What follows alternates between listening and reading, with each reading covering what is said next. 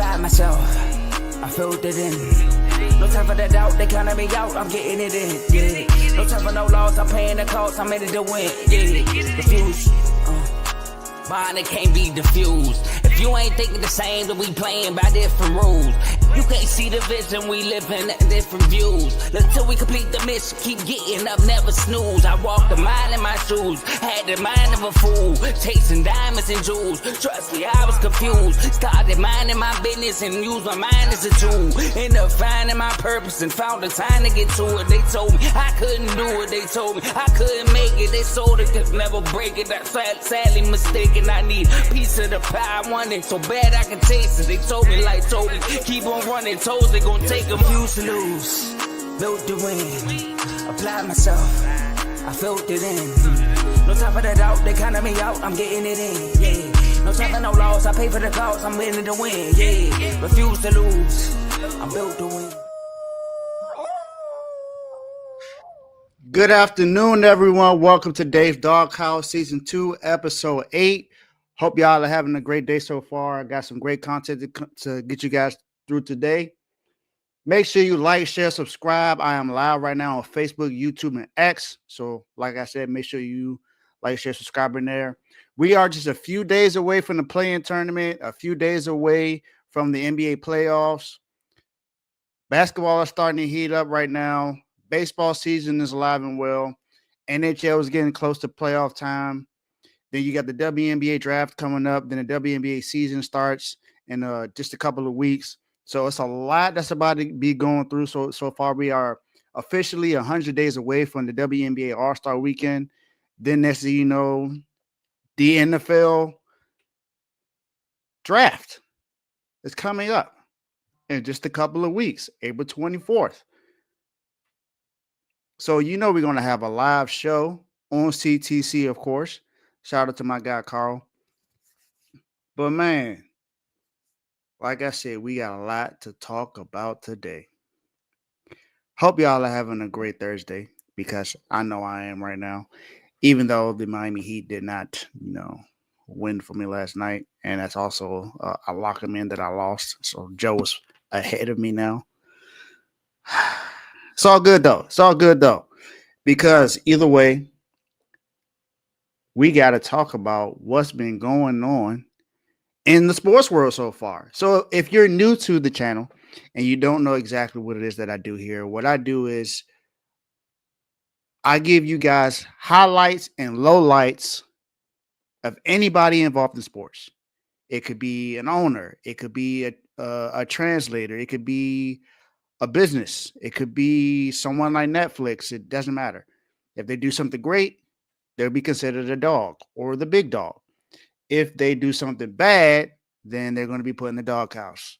Shout out to my Gaddy for being the first, my guy Teddy for being the first to comment. You see what happens when you talk fast and, your thinking's not all the way there. Shout out to my guy Teddy for, doing that. I just gave him a brand new name. But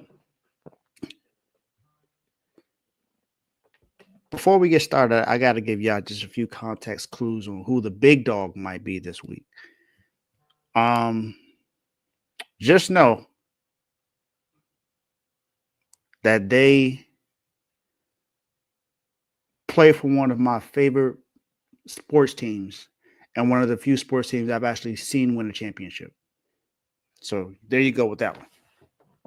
Well, if you're not a fan of the show, then you probably don't know exactly who all my teams are. So I'll tell you who all my teams are. You got Miami Heat, 49ers. You know it's not the 49ers. I've never seen them win a Super Bowl. Duke. You got the Boston Red Sox. You got the Miami Hurricanes. You got the Washington Mystics. You got the Capitals. That's pretty much all my teams right there. I got favorite boxers, of course, but that's not necessarily a team sport. So you got that. Oh, and Manchester United, that's my soccer team as well. So shout out to Man U. But yeah, it's time to get started. It's time to get started and talk about who will be getting served puppy chow for this week. I had to do some research on figuring out who this guy actually is. Because for the second time this season, within the last month, which is very crazy to me, that we've seen two head coaches get fired right before the playoffs. Like right before. And it's not like their team is not in the playoff picture. They're in the playoffs. Not in the play-in, in the playoffs. So my thing is, I had to figure out who exactly is the owner for the Denver Nuggets. Come to find out, his name is Stan Kroenke. I might be saying it wrong, but that's the name. He's the owner of the Denver Nuggets, the team that just won a title just 2 seasons ago. Not 10 seasons ago, not 20 years ago, just 2 seasons ago. And his best player was the MVP 3 times. He has 3 MVPs and a finals MVP. So, how does someone like Mike Malone get fired right before the playoffs? Now, my issue is not that he was let go. It's when you do it. Why is it that right before the playoffs, these owners just don't care about the team? Like, they're just letting these guys go. Like the Grizzlies, that was the GM. This one was the owner because the GM was also let go. The GM was let go first. The Nuggets are the 4th seed in the Western Conference. And they still have a chance to even be the 3rd seed. They're right under the Lakers by 1 game. And I get it's only a couple games left, but the Lakers could easily lose the last 2 games. And if they win those 2, then they got home. I mean, they're right there, the 3rd seed. Either way, they have a chance to have home court for at least the first round in the NBA Western Conference playoffs. And you choose now to fire him? I get it. I understand that Jokic has not been surrounded with any all-star caliber talent since he's been in the NBA, pretty much. Since he's been with the Nuggets. Let's just put it that way. Because Jamal Murray has yet to be named an all-star. Russell Westbrook is no longer an all-star. Aaron Gordon is not what he used to be when he was in Orlando. He is having a better season shooting from 3, which is crazy. But we all know he's not necessarily considered a 3-point shooter. KCP is no longer there. Bruce Brown is no longer there. So I get all of these reasons to let go of your GM and your head coach because the defense is not good for this team. But I just don't understand the timing of these things. Why is it that these people just don't care that the playoffs are right there? It's not like I've been saying this time and time again. It is not like the Nuggets are out of the playoff picture. It's not like Jokic is having a bad season. It's not like, I don't know. I know the team is bad without Jokic because he had 3 games of 40 plus to start the month, and they lost all 3. So I understand that you're not getting any winning outside of Jokic. And the thing is, these players aren't playing well when Jokic is there. They played some games. They've won some games without Jokic this year, but I think in totality is 4-8. So it's not necessarily a winning thing. when it comes to being without Jokic. But they said that Jokic became frustrated with the defensive strategy, and it sounds like the same thing with John Morant. John Morant got, he was upset about not getting the ball enough. Jokic just doesn't like the lackluster effort that's being put on the team on defensively. So I understand the reasoning for letting him go, but why do you do it right now? And trust me, he's going to be him and Zach are going to be highly coveted NBA head coaches this offseason. There are going to be some other head coaches that get let go. And I can guarantee you these two guys are going to be at the forefront of the head coaching pool in this NBA offseason when the NBA offseason starts. So I look, Stan, the timing of this could have waited. That is my biggest issue. You could have waited for this. You don't do this to your team now when the playoffs right there. And then you're putting a guy there who has been an assistant coach, but this is his first time as a head coach in any situation. You're putting him there now to have to give them to do something through the playoffs. Now, it'll be remarkable if he actually wins the playoff series and possibly, and if he makes it to the Western Conference Finals, that would be a remarkable thing. But maybe it's just me. Maybe it would have just been a better chance if you just kept Mike Malone there at least until the playoffs ended. Can we just stop firing coaches that are in the playoff picture right before the playoffs? It just doesn't make sense. So, I mean, I don't think I need to say where he's going to go. If you're used to the show, you've been here before, you know what the call is. So, Stan, you in the doghouse. My guy, you in the doghouse.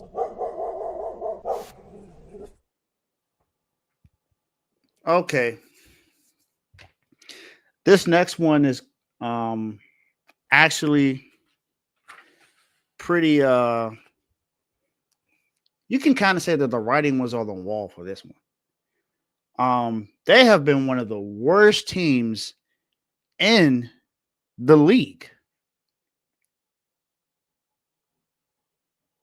And their team is 0-4 so far this month. On paper, unstoppable. In reality, unwatchable. On the court, it's just unplayable. And winning, very allergic. I am talking about the Phoenix Suns Big Three. I'm going to say this right now. This is by far the worst Big Three ever put together. I think by far. The team started off 8-1 this season. And they were thinking that they were going to do something great.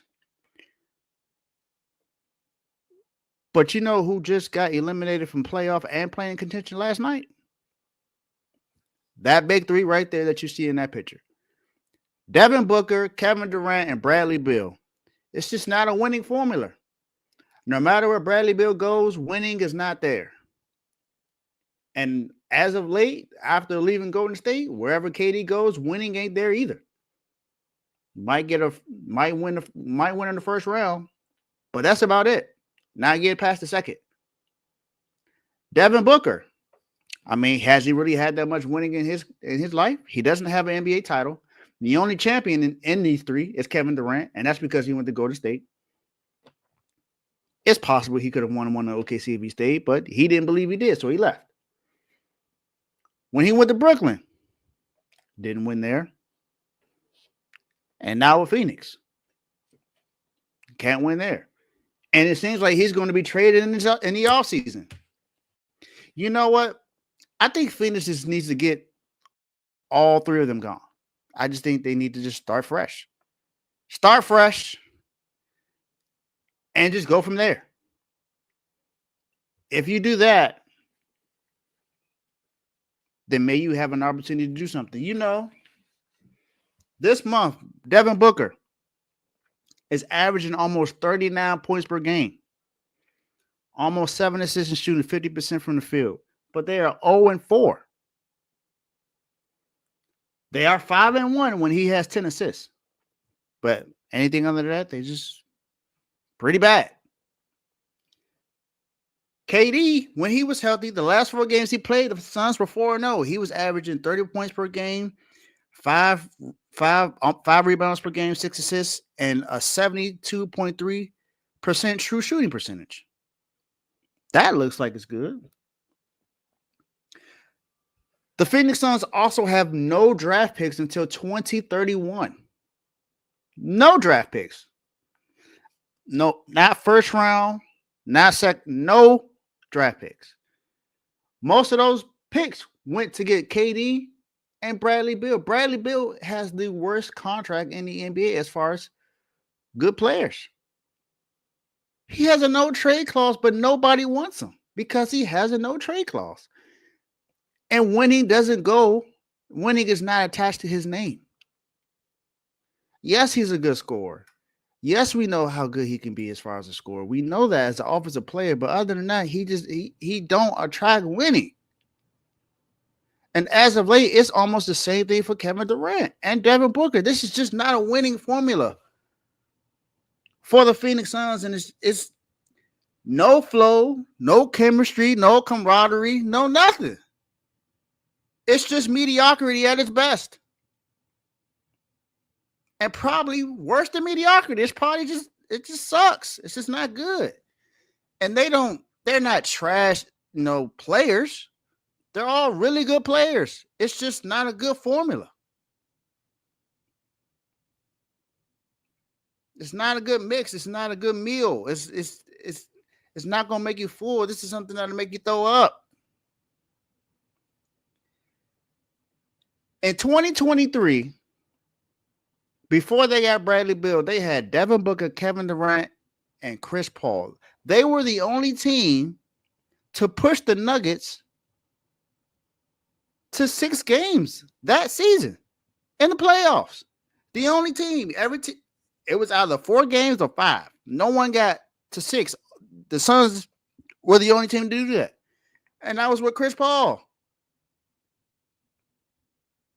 And now, in 2025, you not only don't have Chris Paul, you not only missed the playoffs, but you can't even make it to the play-in tournament.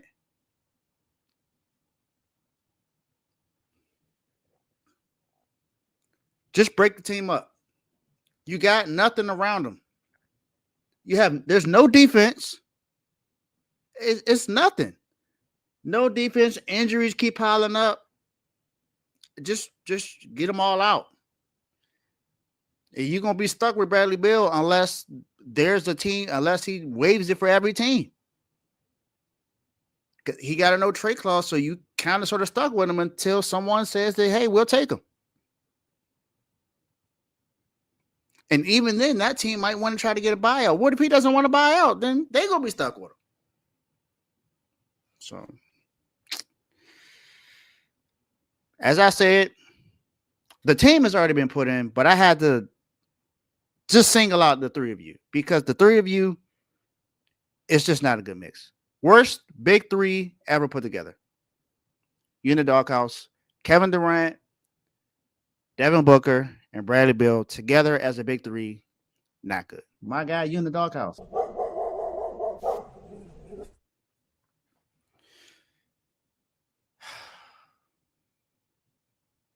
I just can't believe it, man. I can't believe it. I don't think anyone thought that they would be a championship team, but at least a playoff team. They can't even do that.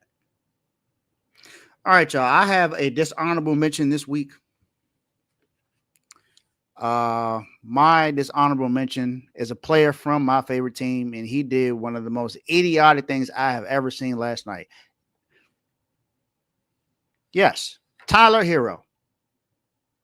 Tyler Hero is a dishonorable mention. Now, I understand what he's been able to do the last few games or so or whatever. We've won 7 of our last 10 games. Cool. In a game last night, being down 5 points with about 40 seconds left in the game,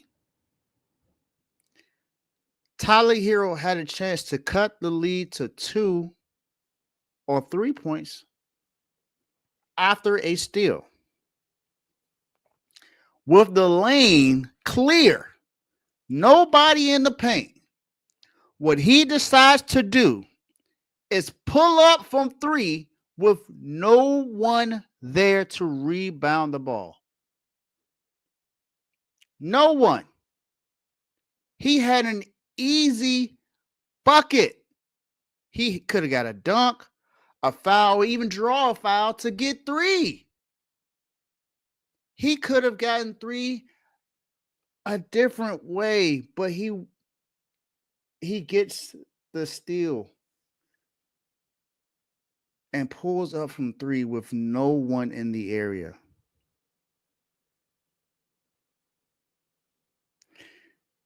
And then to hear Eric Spoelstra.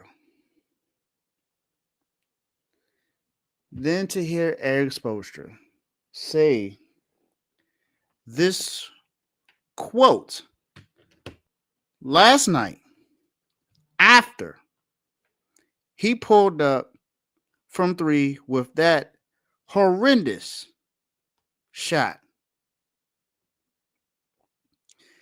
Here's what I'll say is Tyler has a fearlessness that you can't take for granted. Love it. Love that he's fearless.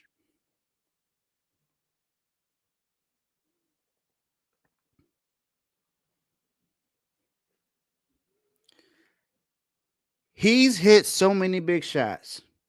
He wants to take on anything to help you win, and he's had a lot of big plays offensively, especially in fourth quarters in his time with us.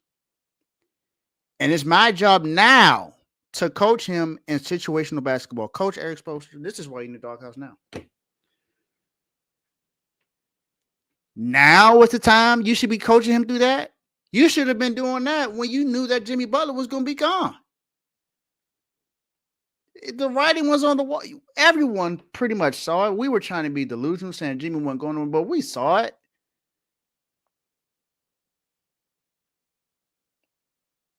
And Tyler, you are having a phenomenal season.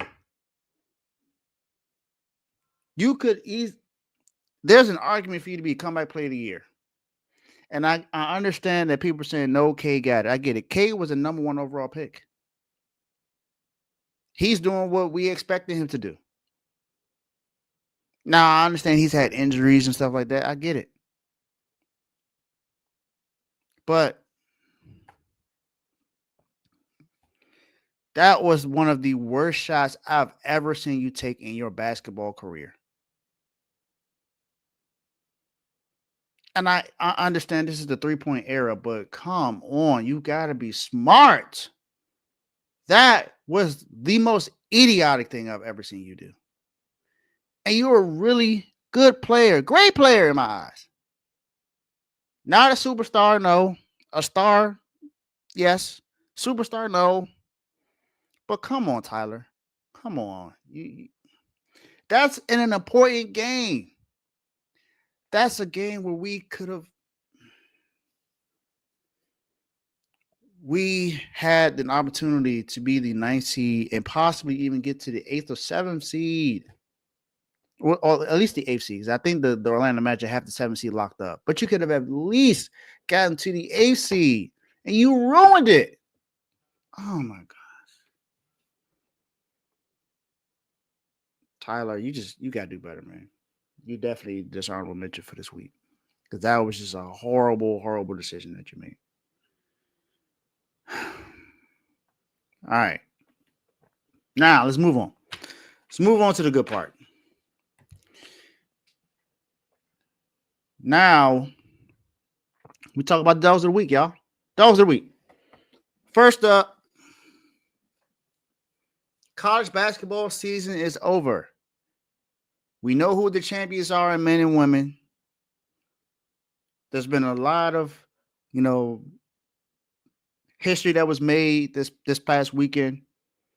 Well, we know Sunday and Monday with these games happening.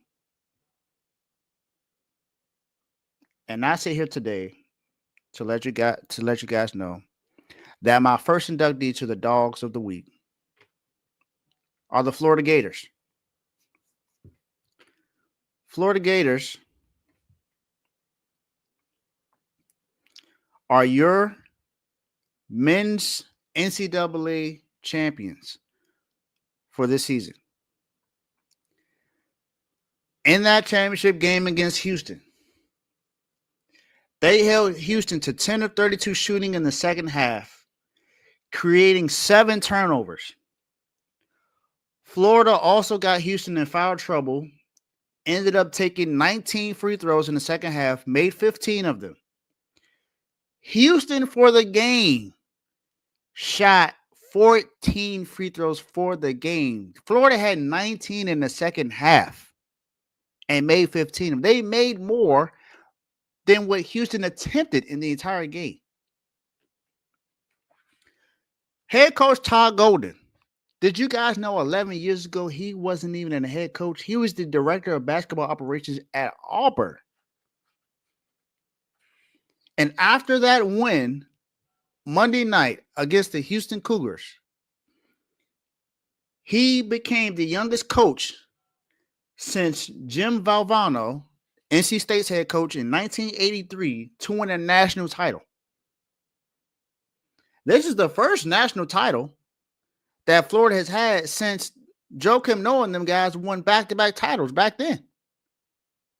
This is the first one since then and only the third in their history.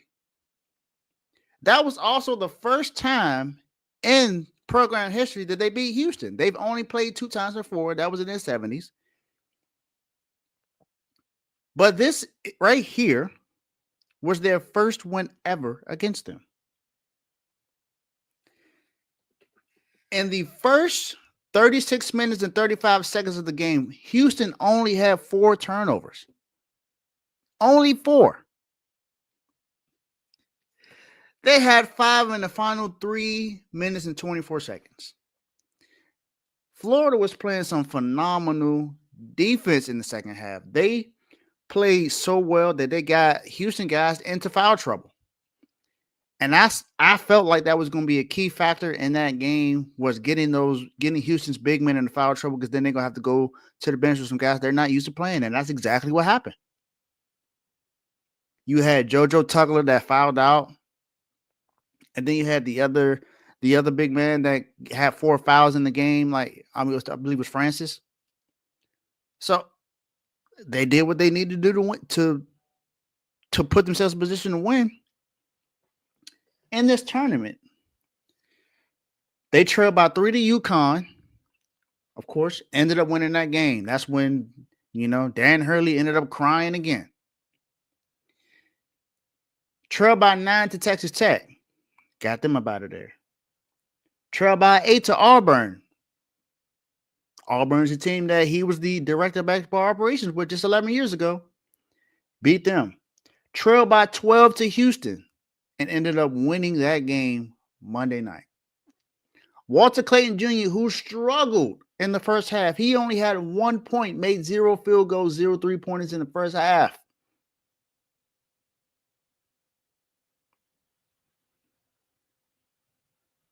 Ended up making some key shots in the second half to push Florida over the top and crown them as the national champions of men's college basketball this season. Walter Clayton Jr. also averaged 22.3 points per game in the tournament, and he made 23 pointers the entire tournament. Shout out to Florida. They are your national champions, and they deserve to be dogs.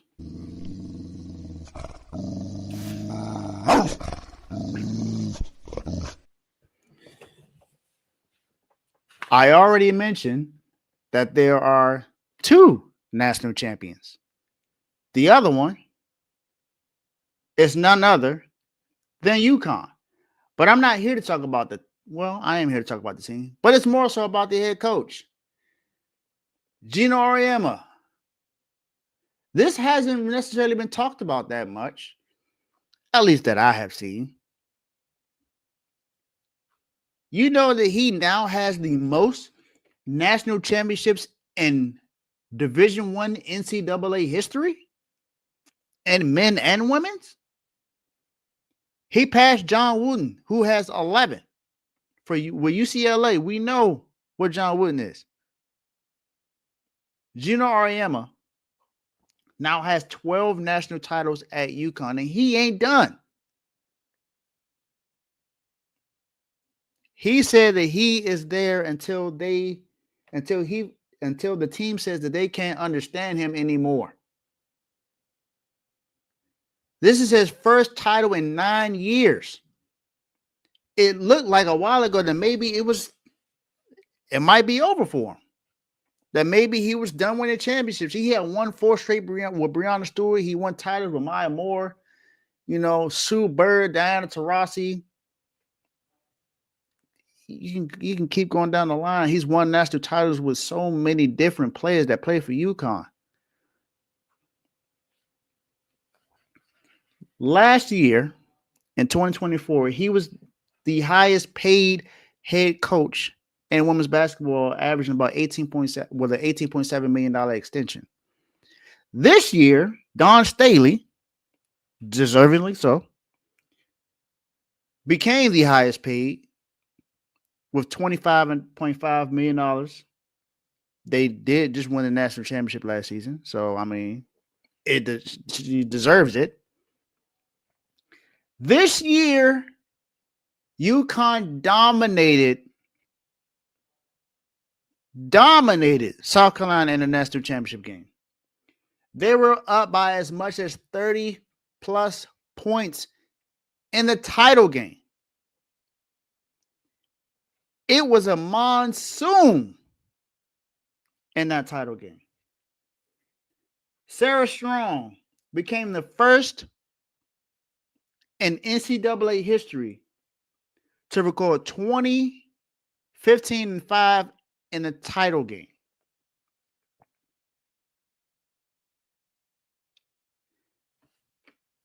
First title in 9 years for Gino Auriemma. That win also tied the third largest margin of victory in championship history in college basketball. In 2013, he hasn't beaten his own record, beating Louisville by 33 points in the national title game. In 2016, beat Syracuse by 31 points. This year, which tied with Tennessee beating Louisiana Tech in 1987,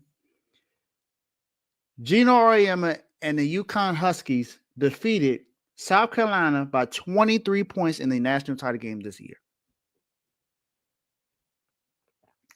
On top of him getting a contract extension, Gino ended the season making bonuses up close to $750,000 on top of his base pay for this year of $3.34 million. So Gino Auriemma, he is the greatest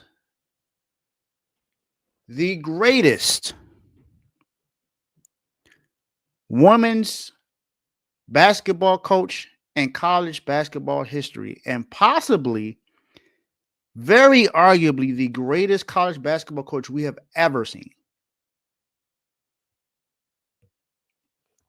UConn and Gino are national champs again for the first time in 9 years. Congratulations, Gino. You a dog.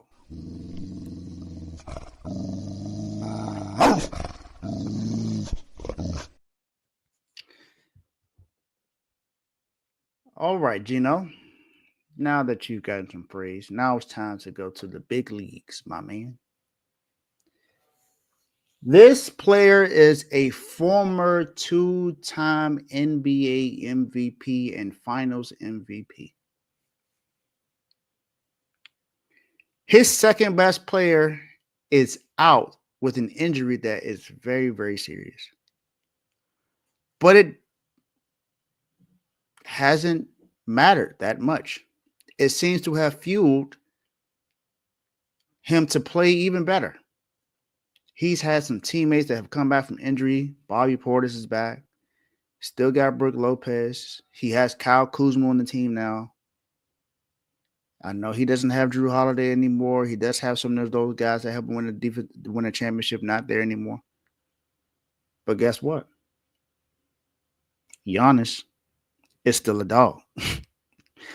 Last 3 games, Giannis has recorded a triple-double in the last 3 games. Each.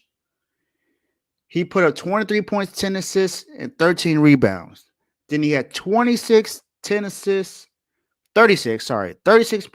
assists, 15 rebounds. 35 points, 20 assists, and 17 rebounds. He is the first player in NBA history to record 35 points, 20 assists, and 17 rebounds, shooting 12 of 19 from the field in an NBA game.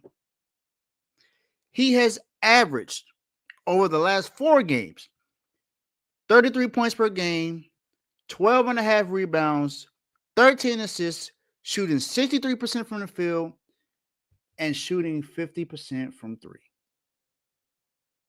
Now, I'm almost certain he ain't taking that many threes, but still kind of impressive. Oh, and the Bucks are 4-0 in that stretch.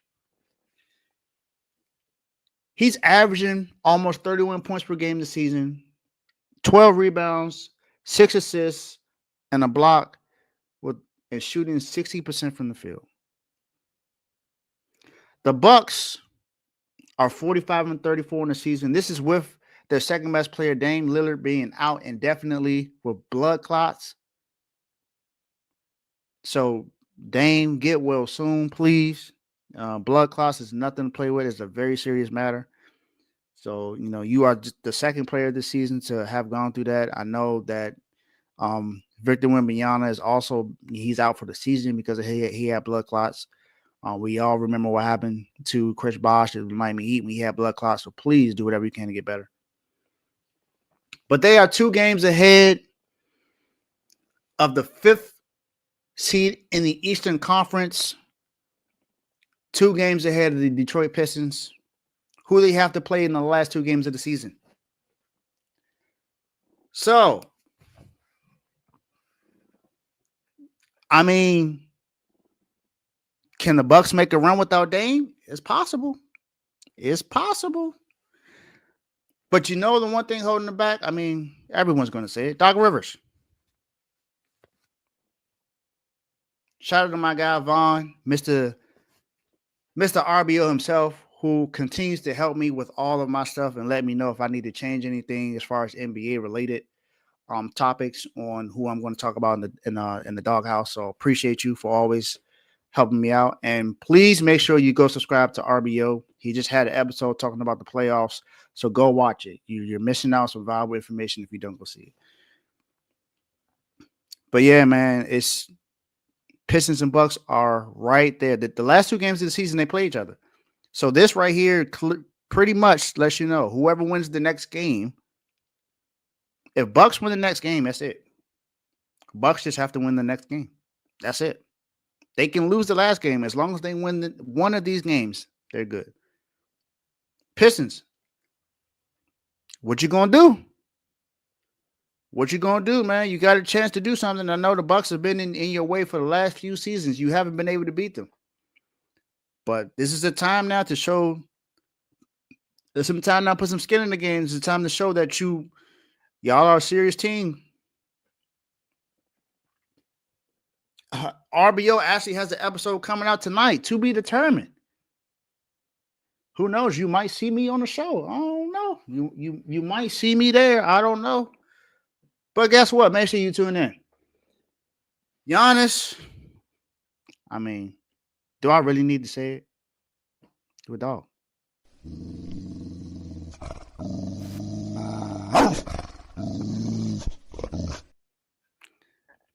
Down to the last 2.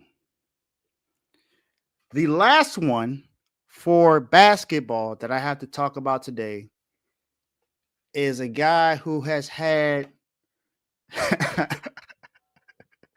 someone's already in the doghouse. I just had to talk about I had to talk about the big three, Vaughn. I had to. I had to, man. It's just like I said, the worst big three ever put together. Ever. It's just it's not good. Not a winning formula. Now, this player, arguably considered the best player in the league, when healthy, playing on, you can say, the most premier franchise in the NBA. If this team is doing well, then the ratings are up in the NBA. And he just had a phenomenal game returning back to Dallas last night. This is what he was able to do in that game. I'm talking about Luka Doncic. In that game against the Dallas Mavericks, Luka Doncic put up 45.6 assists and 8 rebounds, y'all. Over the last 15 games. Shout out to Shot Coverage, by the way, for allowing me to use this to talk about it on my show today. Luka has been going crazy over the last 15 games, y'all. He's averaging 30 points per game, 8 rebounds, 7 assists, 62% true shooting percentage over the last 15 games. It's playoff time. This is when teams start to play you different. This playoff mode now. And we all know Luka always ups his game when it comes to the playoffs. One of the few players in the league to average 32 points per game in the playoffs. The only other guy is Michael Jordan. Last night, Luka scored 31 points at halftime. And then gave him a tremendous tribute in that game last night. And he got very emotional in tears because that's the team that he thought he was going to be with for the rest of his career. The man bought a $50 million mansion just a week before he got traded. And they had questions about his weight and everything. Did they forget that Luka took them to the finals just last season? And in the Western Conference Finals the season before? Did you not think that he could get you there and win it this season?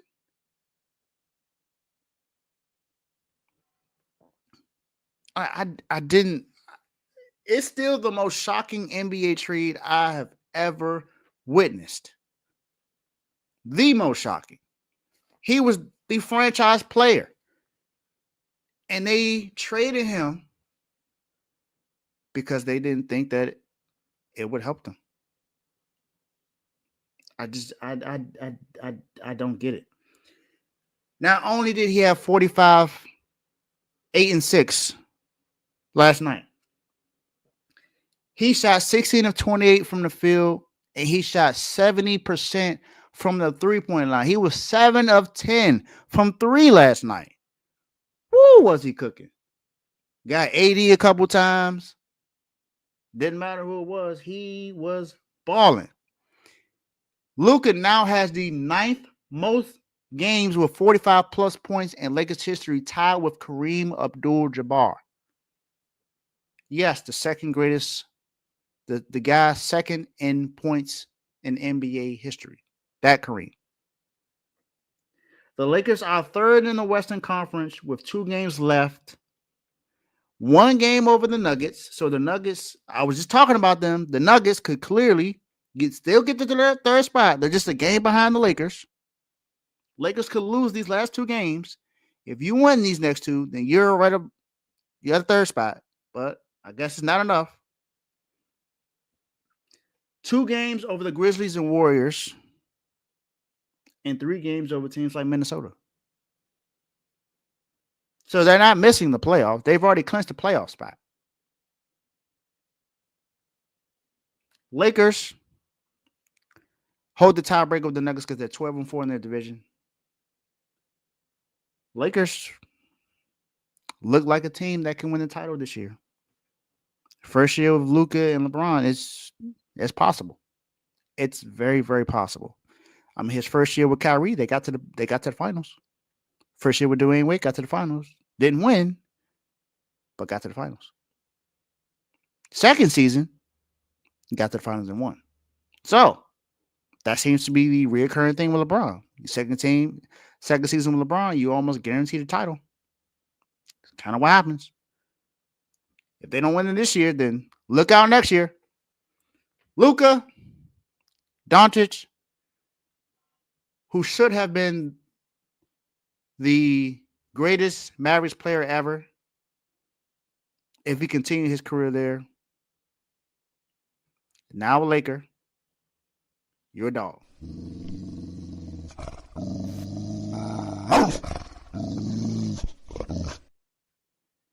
Now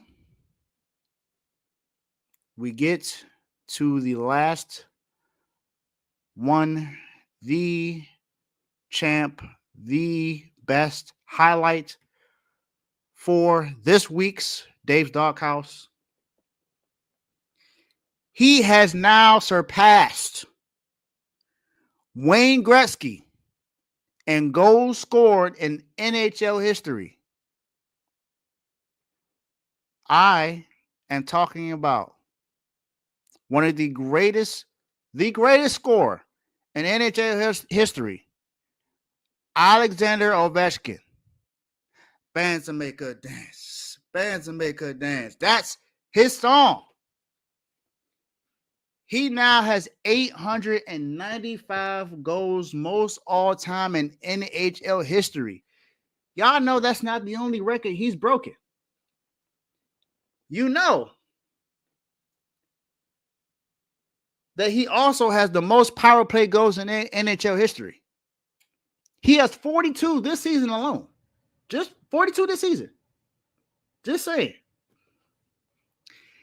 He's the 10th player ever to hold the record in goals in NHL history.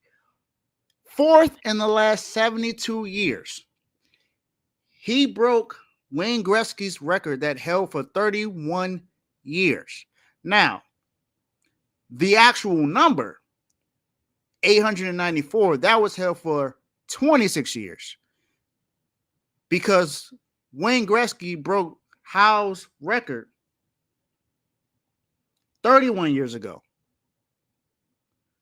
and added 92 goals on top of that and retired in 1999 with 894 goals. And by Howe, I'm talking about Gordie Howe. Gordie Howe is also considered one of the greatest players ever in NHL history. He broke the record in the same amount of games as Wayne Gretzky. And PK made a great argument against the impression, which was more impressive between Ovi breaking the record or LeBron. I chose LeBron, but my guy Joe, if you watched it, he told y'all some things that he was able to do. And NHL is a physical game. It's basically football on ice with fighting allowed. You know what Ovi had to do to break this record? He had 9 seasons of 50 plus goals. 9. That is ridiculous in itself. Only Ovi and Howe. Wayne Gretzky hasn't even done this. Only Ovi and Howe have had 20 straight seasons of 20 goals scored. Only those two. 20 straight seasons of 20 goals scored. Goals are like home runs. Kind of, sort of. It's not easy to get goals in NHL. If you watch hockey, you know it's not easy to get a goal. It is not. He had a career high 67 goals in 2007, 2008. He's a 12-time All-Star, a 3-time MVP. In 2017, he was named as one of the best 100 NHL players in history. And then, of course, to top it all off, Alexander Ovechkin is a Stanley Cup champion. He won the title in 2018 on the Washington Capitals after defeating the Las Vegas Golden Knights in 5 games. Alexander Ovechkin is the greatest scorer in NHL history and one of the greatest players ever to put on an NHL uniform and the greatest player ever in Washington Capitals history. He is the greatest player of all time that I've seen.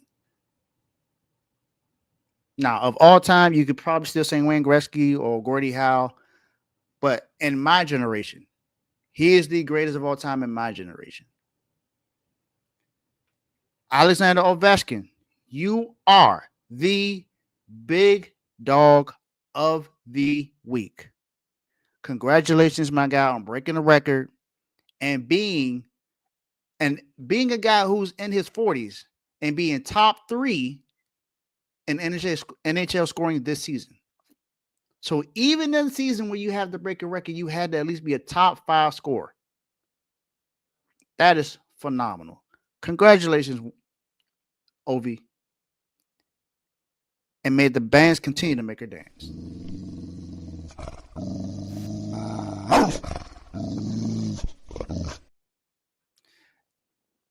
Thank you all for tuning in. I appreciate y'all for tuning in and enjoying my great show. Make sure you like, share, subscribe as I get closer to 500 subscribers. I appreciate everyone that commented today. Thank you, Teddy, Javon, and my cousin Jason. Appreciate y'all, man. Continue doing great things, and I will see y'all next time. Peace out.